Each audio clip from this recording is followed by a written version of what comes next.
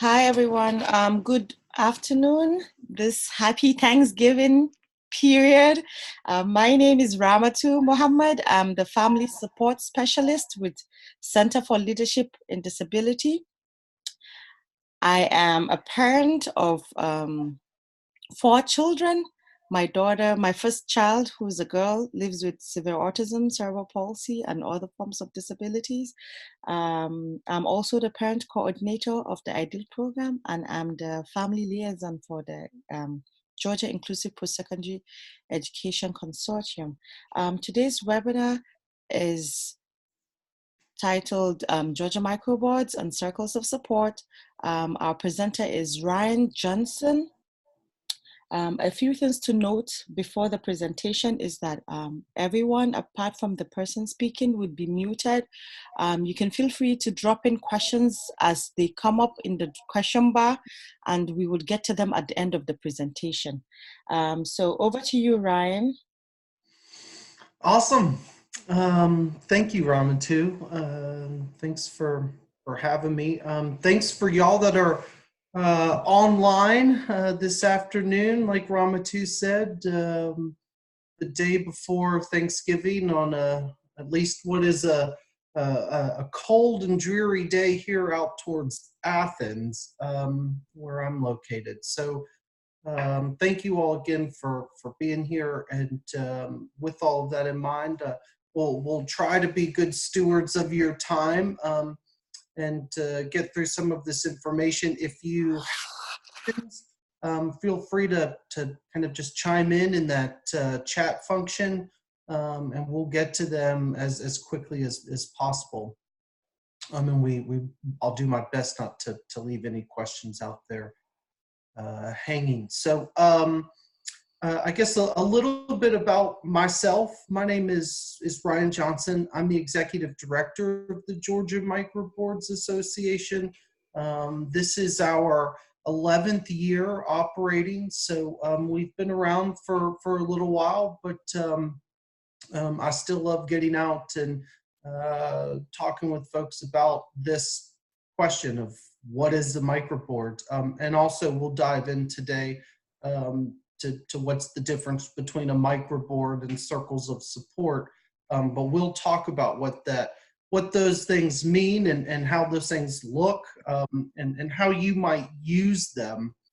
And we'll also talk a little bit about some stories, some real life applications of this. In fact, the original idea here was to have one of the folks who has a microboard that we support to be here to talk about their experience, but alas, they are off with other microboard members, enjoying their Thanksgiving and living that big, full, meaningful life that we'll talk about here shortly. So yeah, I'm hoping to answer that question today of what is the microboard and what's a circle of support, and how might we use them.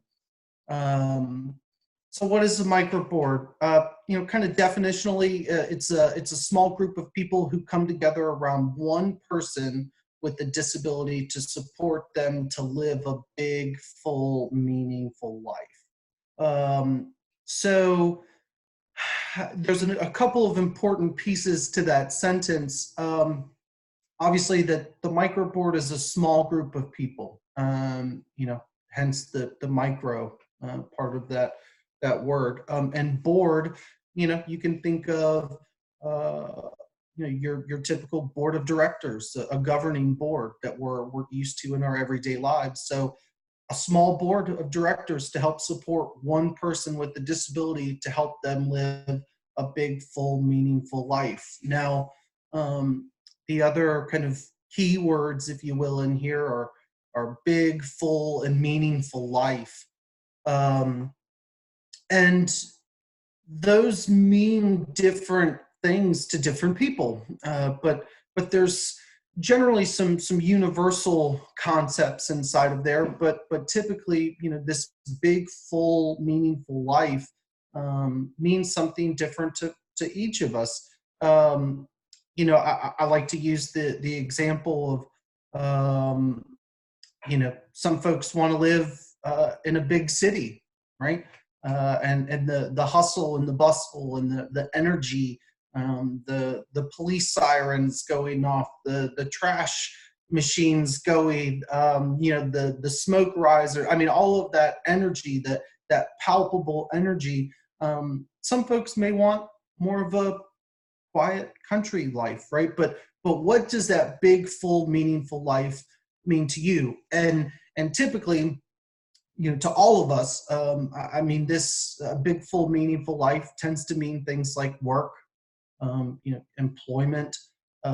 It may mean friends, family, home ownership, renting a house, dealing with the yard, kids, cars, all of these sorts of things that build up a big, full, meaningful life. You may have heard some people talk about this in the way of the dignity of risk, right? So this idea that, my day is filled with risk, right? If I go to the grocery store, right, I'm getting in my car and I go take the money that I earned through my employment and I drive in a very dangerous automobile with other people on these roads to go to the grocery store, choose my own food that I want to cook and eat that week. I pay for it and I bring it back home. There's a lot of risk in doing a lot of that. And there's also a lot of self-advocacy in that. And there's also self-determination, right? I'm choosing what I want in my life and how I want to do it. I choose when and where to how to do these things. So a big, full, meaningful life. So a microboard is a small group of people who come together around one person with a disability to support them to live a big, full, meaningful life. And the other piece there is that it's based around one person, right? Not 4, not 5, not 15, one person, right? To be truly person-centered and to really take into account what that person wants in their life. This group has to come around to support that one person. Any questions before I move on from there? Ramatu, if you wanted to unmute some folks to maybe ask some questions, that'd be Yeah. So the thing is, normally, just so that it kind of flows smoothly for you, okay. It would be better for them to either raise their hand or drop the questions in the chat box, and at the end, so they will drop the questions as you're going through, but at the end you would answer the questions because it will make it kind of smooth. That works. I'm sorry. That works. That works. Oh, good. Good. Thank you, Ramatu. So I'll keep going through this, but if you have your question, log it in there, and we'll get to it at some point during our time together. So each microboard is different. Some microboards help people self-direct their waiver services. So at a very formal level, this microboard can be the vehicle for which waiver funding can come into and be dispersed. And some microboards help people think about their lives and achieve their dreams. So this is going to be where we start talking about the difference between a microboard and a circle of support. This microboard is a formal entity. You are registered with the Secretary of State's office here in Georgia. You have to pay your fees and fill out all your paperwork just like any other business would have to. And you're registered with the state. So, there's some administrative things that come along with that. But this group can then be the vehicle to pay out some of the waiver dollars that do come in. Typically, we see folks that want to pay a good living wage to a supporter so that they stick around and learn and really listen to that person and their wants and their needs. At a more informal level, some groups can come together who, for whatever reason, choose not to incorporate and go the full microboard route, but they're still there to support this person. They meet regularly. They offer their advice, they offer their help and assistance and support to help that one person, but they're not incorporated. They haven't filed all that paperwork. They don't pay any of those fees. You could think of it as a loose support group. I really like these circles of support. You can, in all of our lives, I have a circle of support. Most of you all probably have a circle of support. Ramatu has a circle of support, right? Most of us just do this seamlessly or more seamlessly than folks who have a disability, right? It's just a little bit more natural. It's a little bit more easy for us to do this stuff throughout our day.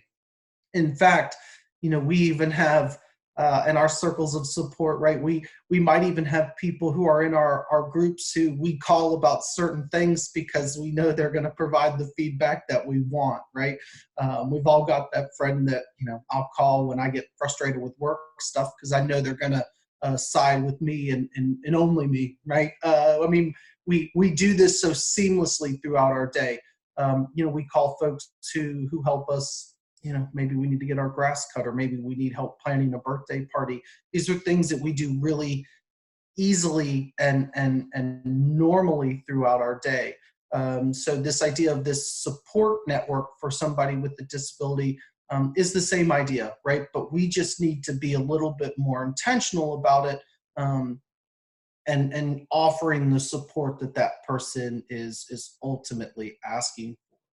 So, there's you can be a microboard. You can be folks who would want to become a microboard. Maybe they've spent some time as an informal circle of support, and they say, "Hey, we really want to. We like this. We enjoy supporting so and so to achieve their dreams. But how do we be a little bit more formal about this?" Well, a microboard would be a potential option for that.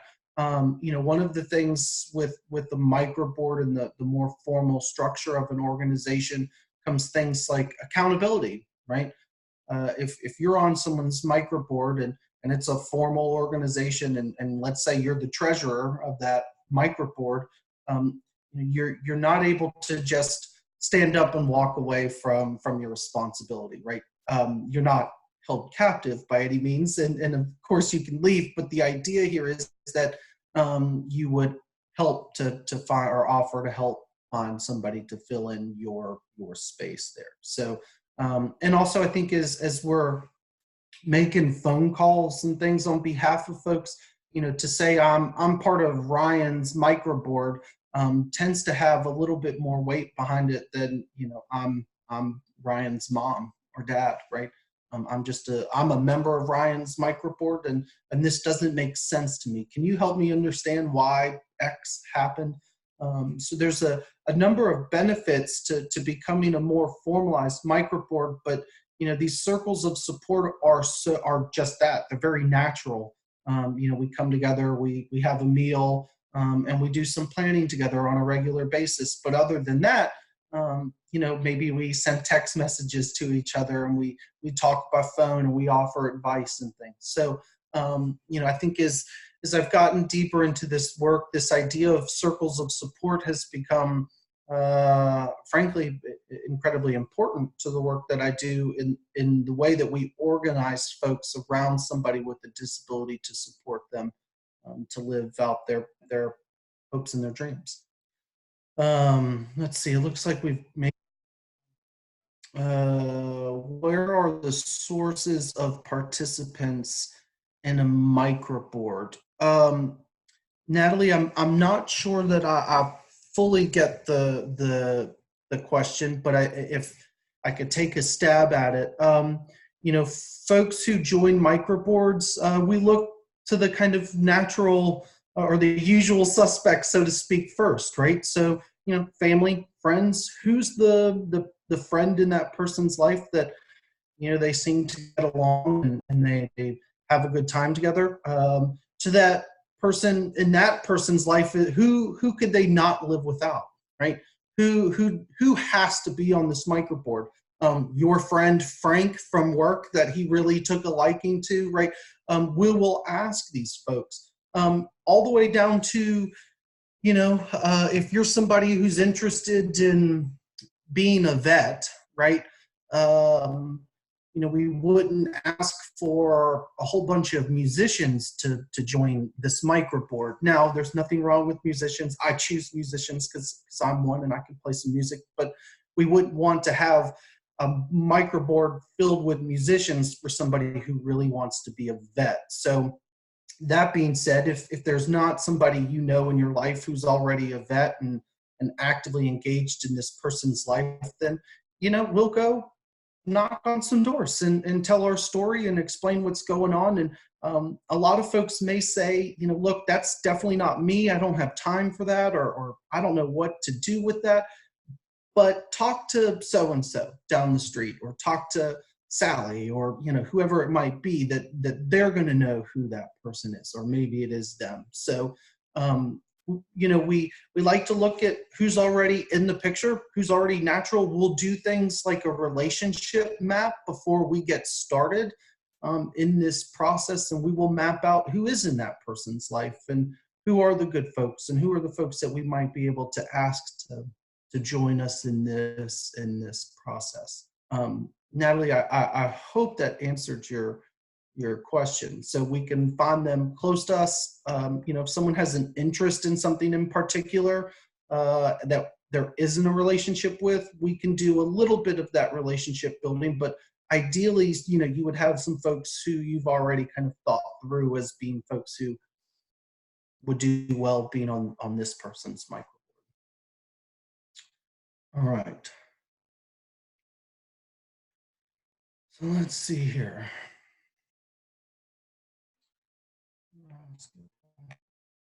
All right. So this is where I get really excited and can get carried away. So if you guys, if I do, just back me up. Okay, Ramatu, you can. Oh, we may have another. No. Okay, that's the only question. So I get really excited about this part.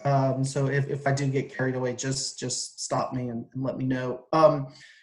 So you might be asking yourself, so how do we know what these hopes and dreams are that this person wants and that we need to support? These two tools up here, the path and the maps, they're two of the main tools that we use at the Georgia Microboards Association to help kind of get this planning process going. For those of you that don't know, PATH stands for Planning Alternative Tomorrows with Hope. As you can see there, it is it's visual in nature. It's got a list of what is 8 conversations, and interestingly, and the neat part of this process is that we start with this end goal in mind, right? This North Star. For those of you that know Stacy Ramirez or I've worked with her in the past, this is where she would say, what makes your heart sing and your toes tingle, right? And really, what is your vision of success? And it's the important piece to this is that it's defined by that person, the focused person that we're here to support. You know, this North Star is our anchoring point, right? When things get hectic and crazy and wild, and you know, you may not see the light at the end of the tunnel, so to speak. You know, what is it that anchors you? There's obviously a lot of deep historical roots in that North Star, but what is it that, you know, keeps you grounded and focused?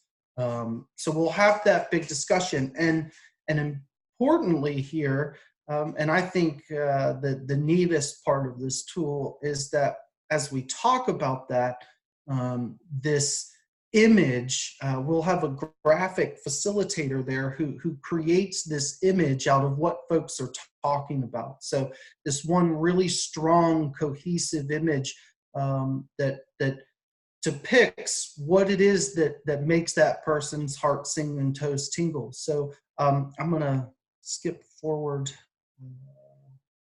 a hair here and show you possibly one of the best North Star graphics, I've had the pleasure of seeing and being a part of, actually, which was super cool. And I'm sure those of you that are looking at this, you can get a sense just by looking at this. You don't even have to be this person, but you can get a sense about what this person ultimately wants in their life. So that would be the focus person at the center, who is radiating the light of that person alone was, this passionate radiating light that warmed all of us, right? These folks that are circling around her with these these big heart bodies, right? And these generous, kind, loving hearts.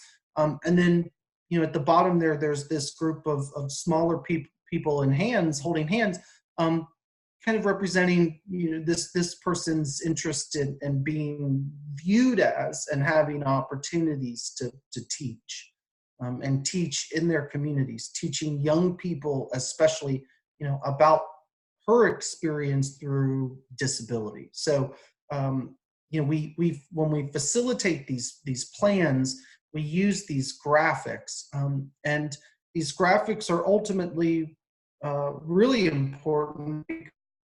It leaves us with the kind of a visual receipts of what we discussed and ultimately what that person wants in their life. So, we'll ask these deeper questions. What does that look like? If you were talking about where you wanted to live in the future, what is the color of that front door? Is it brick? Is it an old colonial house? Do you have a really swanky apartment in Midtown Atlanta? What does that look like? And tell me about it. And we will draw that in there. I think what's a lot of fun about the graphics is, when we do these planning meetings, it allows for us to have a very visual representation of what we did discuss, and we can take to people who may not have been able to join us there at that meeting. So, having those clear, nicely done graphics is a way for us to go back and perhaps solicit some input and energy from others who didn't know about it or who weren't there to begin with, or we didn't know that they needed to be there based on the conversations that we were having to start. So it's done in graphics, so that ultimately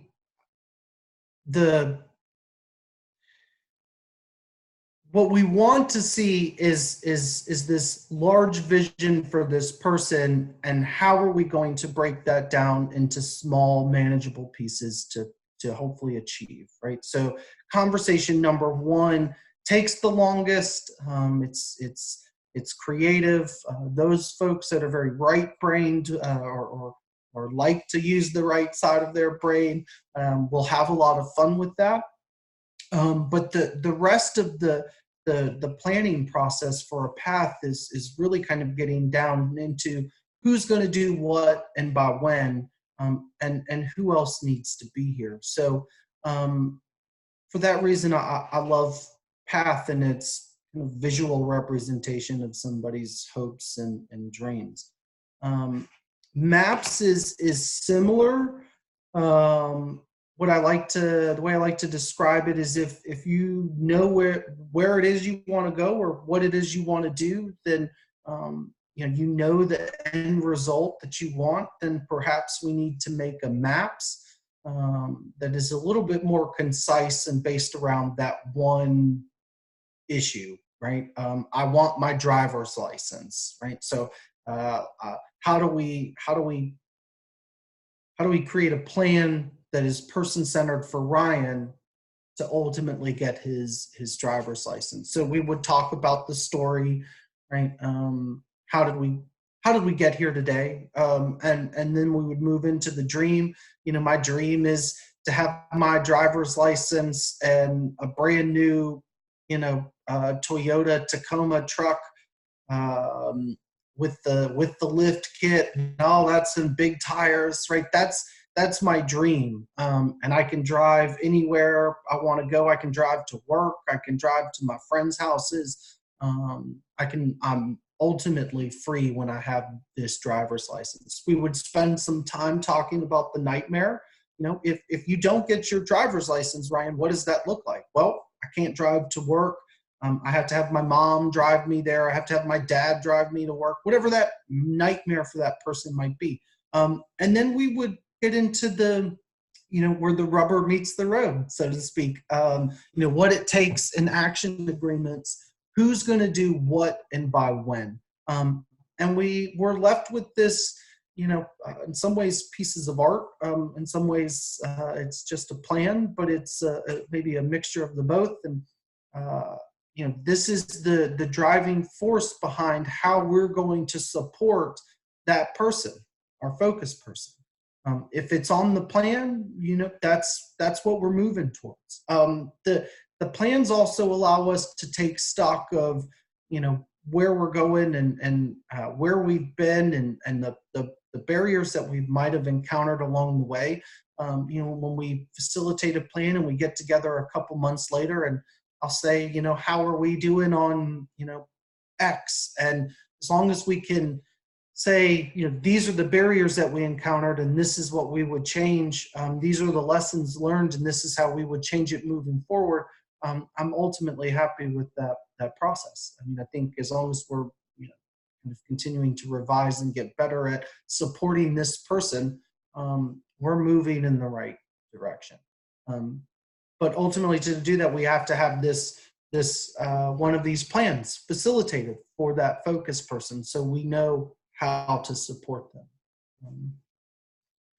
So I love person-centered planning. I love getting into the kind of weeds of all of this. But I think in the interest of time, we can move forward. If there's questions, I'm happy to take them at the end. I love person-centered planning. I think when it's done well and it's done right, I've seen it work. I've seen it work just as it said on the plan. I've seen it morph into something that was even more beautiful than the original idea. And I've seen some times where, we've hit some walls. But the plan has a way for us to come back and take stock of that and understand where we are and what pivots we need to make as a group. So yeah, I love it for that. I mean, it just allows us to continue to make revisions and better support one person with the disability. So I showed y'all that graphic.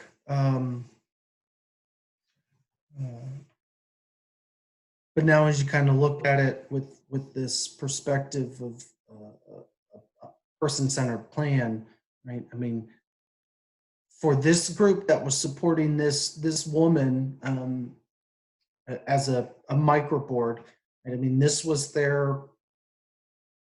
is how they knew they were moving in the right direction, right?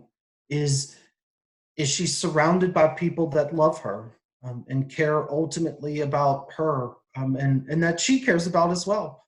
Does she have teaching opportunities? Does she have the opportunities to be self-determined in her own life? Does she have the opportunities to share her gifts? Right? And if she does, then the group was ultimately moving in the right direction. If not, we knew we had some things that we needed to fix.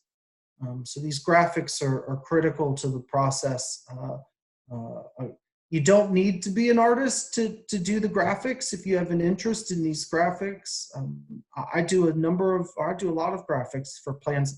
I'm not an artist. I do stick people and shading, right? But having something to come back to and reorient ourselves as a group is frankly, it's a gift. So graphics are critical to the process. So all of these plans, right, as you put them up on the wall, I mean, they're covered in these beautiful graphics that hopefully have some meaning to that person and to this group in terms of how to best support them. So after the person-centered plan, a small group of people will commit to helping the focus person achieve the vision of the plan. So let's say you have 20 people that show up to this path planning process. I'm going to say maybe so. Maybe all 20 of them are going to be microboard members. Maybe 8 of them are. Maybe just 5, right? Whatever that is, a smaller group of the larger planning circle will commit to helping this focus person achieve the vision of that plan. And as we talked about earlier, this group can choose to incorporate as a small organization, as a microboard. They can choose to remain an informal collection of people or a circle of support. In terms of my work, I don't have a preference. They both have their merits and their pros and their cons, right? Both of them take a lot of work in maintaining a group of people and keeping a group of people organized and working towards a select set of goals.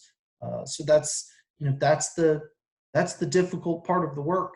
It's not rocket science, but it can be really difficult at times. Gathering a group of people and pushing them towards this ultimate goal that was set by the focus person. So and on my side of the work, the microboards is committed to supporting that group, to support that person, the focus person. So we can support the group with documents for filling out the paperwork, for going through the eCore kind of Secretary of State's office website. I mean, my goal is to support that group after the plan, so that they can best support that person. And I think coming together regularly after the person-centered plan on regularly scheduled intervals is critical to keeping this group together and moving everyone forward. So here, keeping the group together. The microboard or circle of support meets regularly. And I actually was just having this conversation with Ramatu before we started this. I tell folks, if you miss one of those classes in college, right? You got an 8 a.m. class in college, and you miss it once, it becomes much easier to miss it a second time or a third time, or just to stop going altogether, right? It becomes much easier after you miss it that first time. So these regular meetings, they don't have to be a ton of material every time. It doesn't have to be a bunch of really serious material every time. But the more regularly that we get together, the better chance that group has to stay together. And the group continues to work towards the goals that the focus person's goals, and to set new goals. So one of the signs of a very healthy microboard or circle of support is one that is completing the goals on the plan, and then coming together to re-strategize and come up with new goals, right? So perhaps they got, the idea was employment when we first got together, and now they have a job. So what's the next step? How do we improve upon that? I mean, is it a promotion? Is it getting their own place to live? Is it getting their own transportation? What's the next step? It's moving that towards the right in that corollary we talked about. So what's bumping that up? What's making it a better deal for that person? So continuing to set new goals is a sign of a very healthy microboard. And the group continues to recruit new people and new members to broaden the person's circle. So the neat thing about PATH is that it's a living, breathing document. I would imagine I would fully expect things to change on someone's plan over the year or 2 years, the span of time that we're talking. When I had my original plan facilitated back in 2012, there was no mention of photography in my original plan. And turns out that photography is now just a massive part of my life, right? That both business and pleasure side of things, right? So our goals change, our lives change, our circumstances change, the people that are available to us change.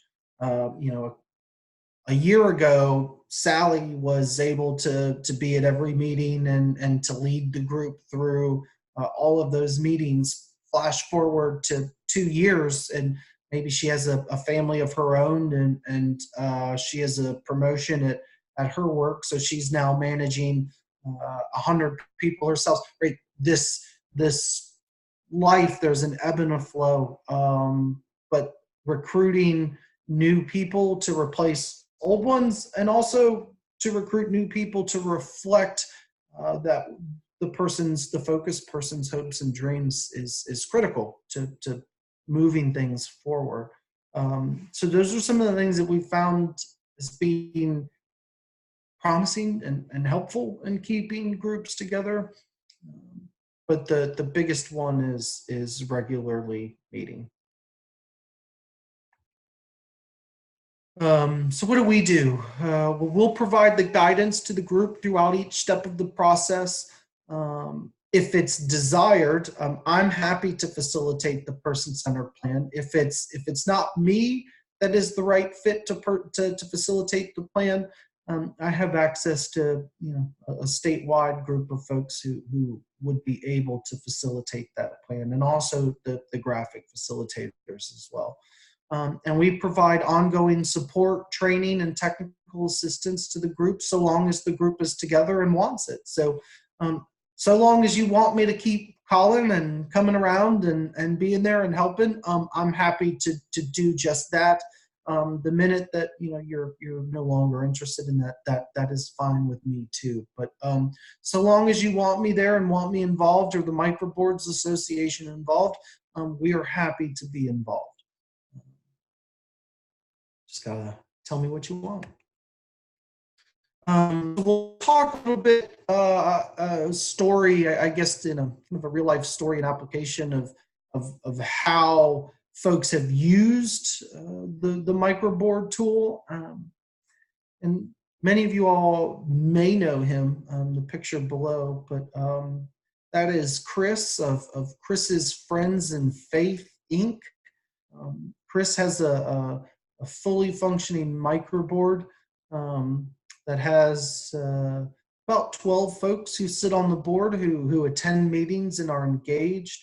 At our last planning session, actually I needed to update this, we met back in October, and some of the things that came out of that meeting were really incredible, and continuation of things that have started for Chris and his group, with plans going back as far as 2014. So Chris has had an updated plan every year since 2014, and this year we wanted to update it again and try something new.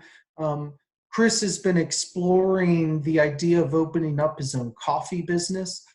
Members of his Microboard, along with Chris, took a course from the University of Southern California, no, it was Santa Barbara, Santa Barbara, UC Santa Barbara. And they took a course there on in entrepreneurship, right? So, Chris was there taking this online course and had members of his Microboard there to help him, go through the material and turn in the assignments and think through kind of what was discussed, your typical kind of online college experience, right?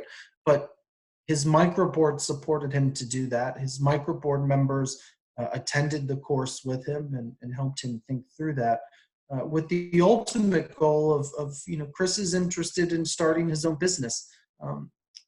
as a man who's worked for 3 different jobs for many, many years, Chris is interested in being his own boss. So, his microboard is helping him to explore that and what that might look like.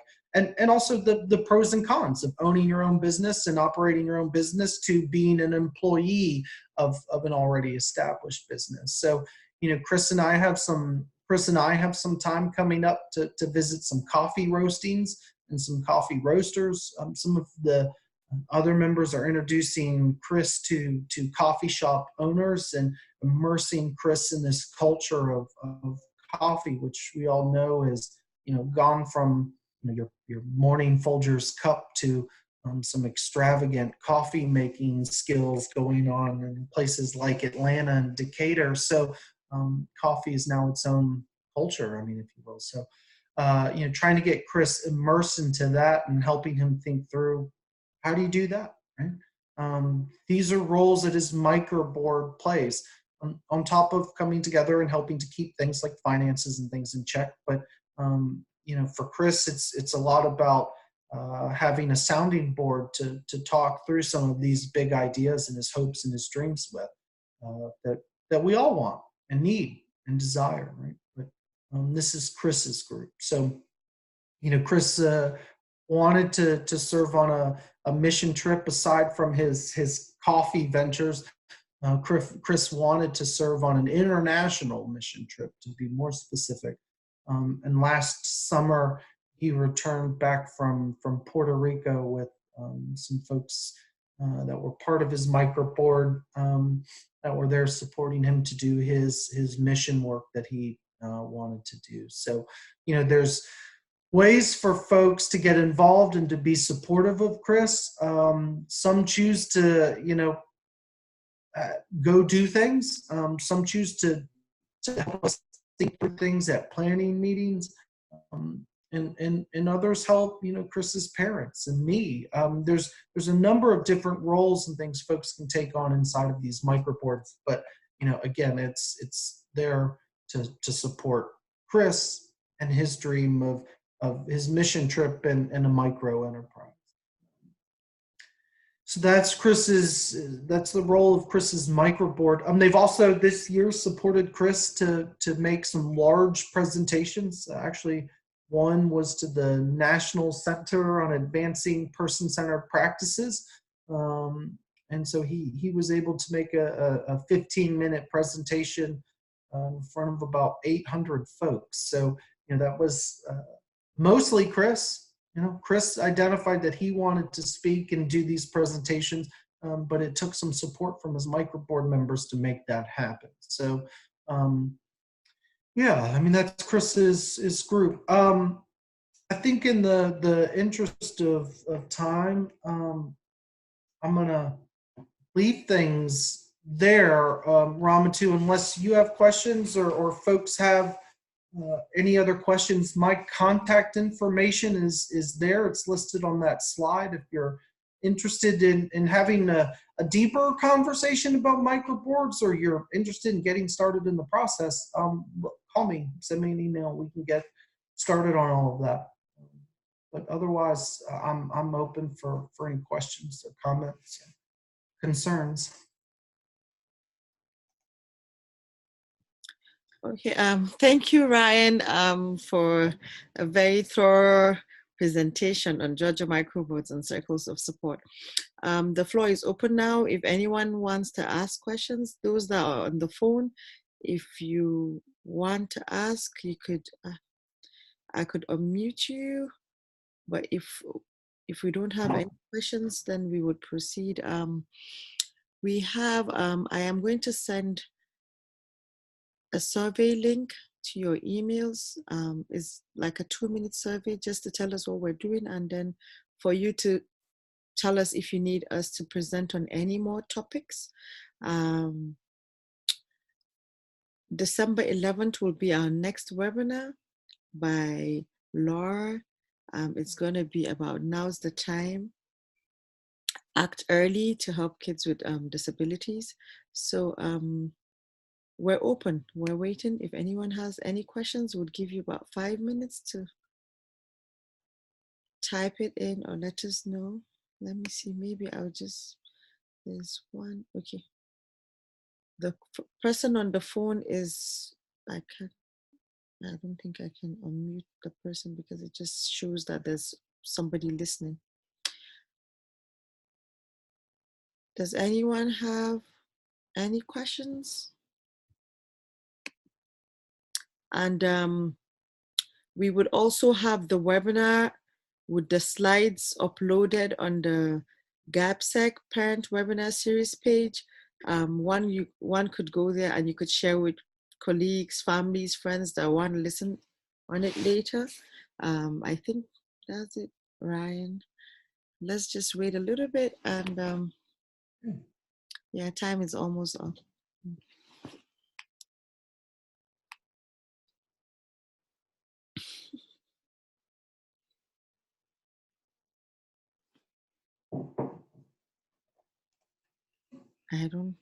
Nobody has asked any questions. Anyway, so remember the next webinar is going to be Now's the Time, Early Planning for Maximum Success After High School by Laura Good Deverox on December 11th at noon. Thank you so much, Ryan. Thank you. Thank you for those that joined. We know this is a holiday period and you took time out to join us. Thank you so much. We really appreciate your being present and part of the presentation. Thank you. Yes, and feel free to email me or Ryan if you have if anything comes up. Thank you. So Ryan, I'm going to end the meeting now.